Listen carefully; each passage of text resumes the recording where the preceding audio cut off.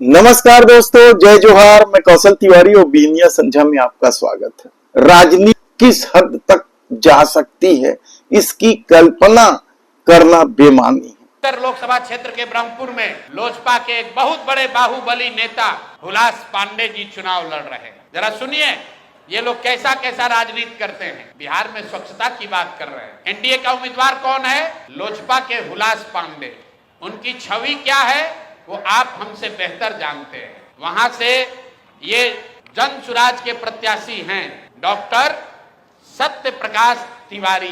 देख लीजिए, पटना में बहुत बड़ा नेत्र अस्पताल चलाते हैं और इनका चेहरा देख लीजिए कि एक दबाव में इन्होंने टिकट लिया है कि खुशी खुशी लिया है।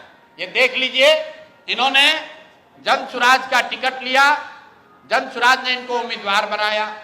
3 दिनों तक इन्होंने सक्रियता से वहां प्रचार किया, लेकिन कल जब नामांकन वापस लेने की अंतिम तारीख था, परसों रात तक ये साहब अभियान में लगे हुए थे, प्रचार कर रहे थे। और कल सुबह में अचानक से भाई साहब ने अपना उम्मीदवारी, अपना नामांकन वापस लिया है। और वापस लेने के पीछे का चित्र देख लीजिए। उन्होंने एक चित्र जारी किया है कि जहां पर डॉक्टर साहब अपना नामांकन वापस ले रहे हैं, हम चित्र जारी कर रहे हैं। देखिए, धर्मेंद्र प्रधान हैं और यही डॉक्टर सत्य प्रकाश तिवारी हैं। इनके घर पर बैठ के इनको देखिए क्या किया जा रहा है। आपने भारत के लोकतांत्रिक इतिहास में ये नहीं देखा होगा कि चुनाव घोषित होने के बाद जो उम्मीदवार है, आधिकारिक तौर पे जो उम्मीदवार है, उससे पार्टी का कार्यकर्ता नहीं, लोकल नेतृत्व नहीं, भाजपा के केंद्र में मंत्री धर्मेंद्र प्रधान है। ये देखिए, हाथ मिला रहे हैं भाई साहब इस डॉक्टर के घर पर बैठ के। इसको दबाव देकर जबरदस्ती इनसे चुनाव में इनका नामांकन वापस लिया गया है।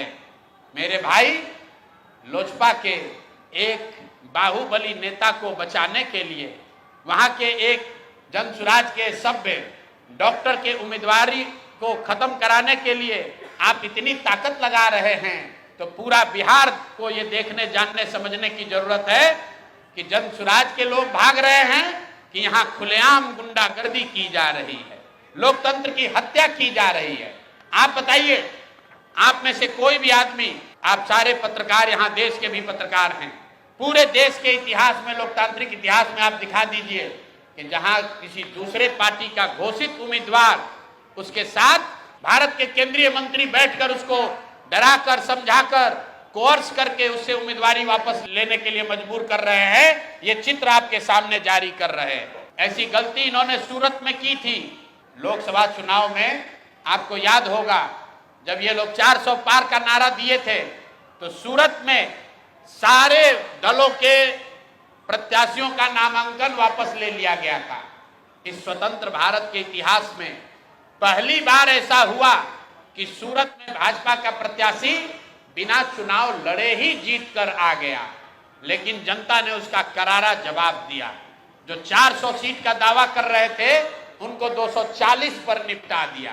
तो बिहार की जनता को आपके माध्यम से बताना चाहते हैं कि एक सरेआम लोकतंत्र की धज्जी उड़ाई जा रही है, सरेआम उम्मीदवारों को धमकी दी जा रही है, उनको घरों में बंद किया जा रहा है। और बंद करने वाले लोग कोई स्थानीय नेता नहीं है, गुंडा बदमाश मवाली नहीं है। यहाँ के भारत के दूसरे मंत्री धर्मेंद्र प्रधान बैठकर देखिए चाय नाश्ता कर रहे हैं। और डॉक्टर साहब बताइए, कोई एक डॉक्टर हिम्मत करके बिहार की व्यवस्था को सुधारने के लिए खड़ा हुआ है, आप उसका हौसला अफजाई नहीं कर रहे हैं, आप उसका विरोध कर रहे हैं। यहाँ तक तो ठीक है, लेकिन आप उसके घर पर बैठ के उस पर राजनीतिक, आर्थिक, सामाजिक दबाव बना रहे हैं, उसको धमका रहे हैं। ये कहां तक ठीक है? ये बिहार की जनता को देखने और समझने की जरूरत है। धन्यवाद।